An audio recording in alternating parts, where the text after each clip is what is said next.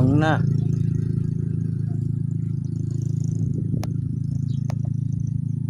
Ito sana oh.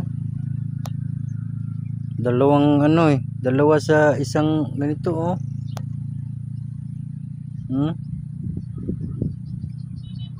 So iniingatan namin mag-harvest na hindi masira tong ano. Ito. Stock niya. Tapos nung naputol, naging dalawa dulo yung ano, stock. Ibig sabihin, mas mainam pa na maputol to. Kasi magpalit yan ng dalawa, gago. Ingat-ingat pa yung mga nagano yung mga nagsisitaw. Iningatan nila magano yan, ikot-ikutin nila yan, itong bunga para hindi masira. Ginugunting ko nga to eh, para hindi masira to eh. Kasi ito yung mamumulaklak muli. Pag masira yan, di na daw bubunga. Yung problema, nung naputol ko siya, dalawa tuloy binigay. Gago. Mali pala yun. Dapat pala yun maputol. Kaso ganun pa rin yung ano eh, sistema eh. Ito, isang ano, isa. Pero, dalawa ang bunga.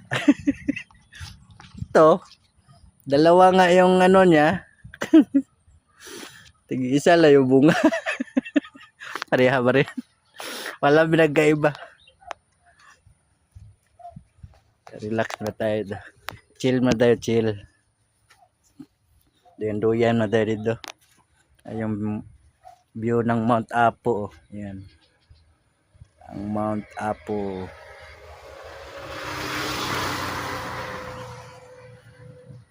Ito yung huling tanim eh. Wala na kasi akong ibang matanim. Lalo si Milya. Tinanim ko na lang dito sitaw. Ayan, namunga na din.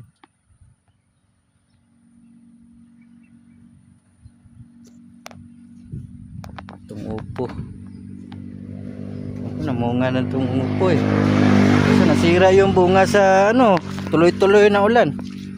Araw-araw ulan eh. Ganang kamatis natin ah.